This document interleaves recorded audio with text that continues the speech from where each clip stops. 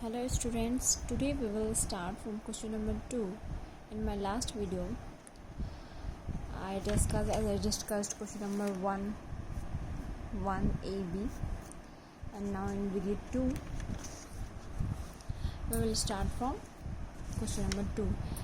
As I said earlier that we will discuss only case studies in my revision video, and after that, after completing my total case studies questions, we will discuss some provision point.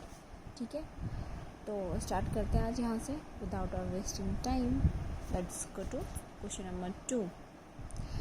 Eight the AGM of ICI Private Limited, ठीक है, annual general meeting, mister X was appointed at the statutory auditor.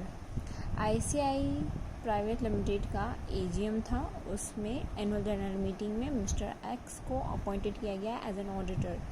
He however appoint होने के बाद however resign after 3 months since he wanted to give up practice and join industry. उसने 3 month के बाद resign कर दिया क्योंकि वो गिव अप करना चाहता था प्रैक्टिस और ज्वाइन करना चाहता था industry.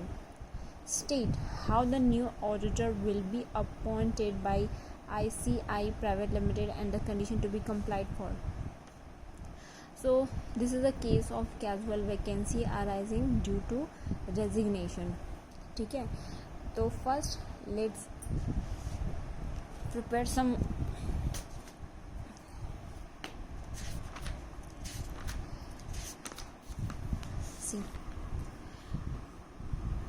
CSU casual vacancy. A result due to death and disqualification, और ये GNETI resignation. Casual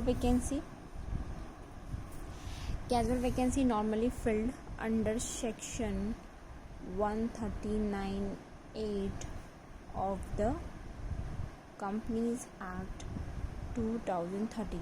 ये सब छोटे छोटे सेक्शन जो है वो आपको याद होने चाहिए. Casual vacancy normally arisen due to the death and disqualification of an auditor and resignation of an auditor. इस केस में अगर ऑडिटर डिस्क्वालीफाई हो जाता है या डेथ हो जाता है उसका, तो कैजुअल वैकेंसी अराइज हो जाता है जिसको कि बोर्ड फिल करता है. Board fill within 30 days. Board fill करेगा विदिन 30 डेज. इसमें रेजिग्नेशन के केस में बोर्ड खुद से नहीं कर सकता.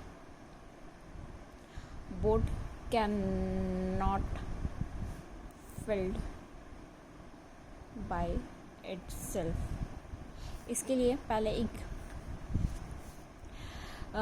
जनरल मीटिंग रखा जाएगा, उसके बाद उसमें अप्रूव किया जाएगा, उसके बाद फिर कैजुअल वैकेंसी जो है फिलअप किया जाता है बोर्ड के अकॉर्डिंग. चलिए हम लोग यहाँ पढ़ते हैं. जैसे appointment of new auditor in case of resignation. Section 139(8) कहता है of the companies act 2013 deal करता है with the provision relating to the appointment of auditor caused due to casual vacancy. A casual vacancy normally arise होता है when an auditor seize, जब वो अपना कार्य करना बंद करे, to act as such after he has been validly appointed होने के बाद ऑडिटर अपना काम करना बंद कर देता है. फॉर एग्जांपल डेथ हो जाएगा ऑडिटर का, या डिस्क्वालीफाई हो जाएगा ऑडिटर का, या रिज़ाइन कर देगा. तो उस केस में जो कैजुअल वैकेंसी अराइज होगा उसको कंपनी कैसे फिलअप करती है वो हम देखेंगे. यहाँ क्वेश्चन में पूछ रहा है कि ऑडिटर रिज़ाइन कर दिया. रिज़ाइन करने के केस में क्या करना है, तो the section provide that a casual vacancy shell be filled by the board of director. Casual vacancy जो है बोर्ड ऑफ डायरेक्टर फिल करेगा विदिन 30 डेज़. ठीक है, 30 डेज़ के अंदर तो फिल करना ही करना है. लेकिन उसके साथ साथ in case a casual vacancy has been created by resignation, अगर रेजिग्नेशन के चलते कैजुअल वैकेंसी अराइज हो रहा है तो उस केस में कंपनी को क्या करना है, casual vacancy has been created by the resignation of the auditor, the board cannot fill it that vacancy itself. Board खुद से फिलअप नहीं कर सकता। बोर्ड कब फिलअप कर सकता है खुद से? सिर्फ डेथ और डिस्क्वालिफिकेशन का केस में। लेकिन रेजिग्नेशन का केस में सच appointment shall also be approved by the company at general meeting convened with in 3 months of the recommendation of the board. ये जो लाइन मैंने कलर कर रखा है, ये रेजिग्नेशन का केस में एकदम पॉइंट टू पॉइंट याद होना चाहिए, ठीक है। तो board can not fill in that vacancy itself. Board खुद से फिलअप नहीं करेगा, उसके लिए such appointment shall be approved. जो अपॉइंटमेंट होने वाला है, जिस न्यू ऑडिटर को अपॉइंट करने वाला है, वो ऑडिटर अप्रूव्ड होगा कहाँ? पहले बाय द कंपनी अप्रूव करेगा कहाँ? जनरल मीटिंग में, convened with in 3 months of the recommendation given by the board. And he shall, जो ऑडिटर अपॉइंट होगा, he shall hold office till the conclusion of next annual general meeting.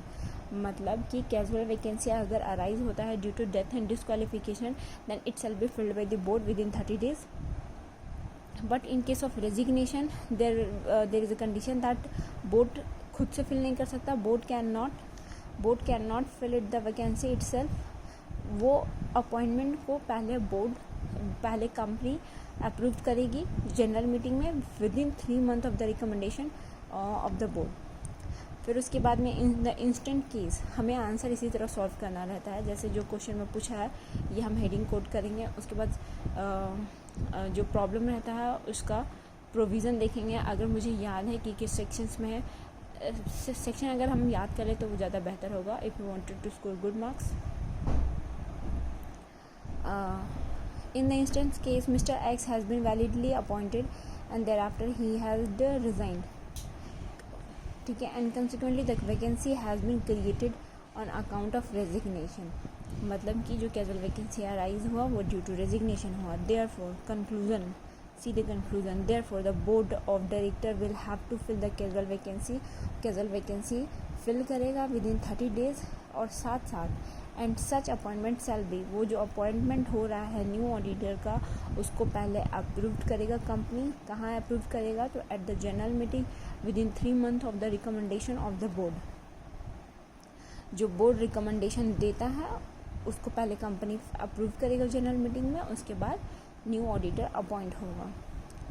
The new auditor so appointed, जो भी new auditor उस casual vacancy को fill किया आया उस place पे, he shall hold office only till the conclusion of next annual general meeting। hope ये question समझ में आया होगा आप लोगों को। समझ में आया है तो वीडियो लाइक करें।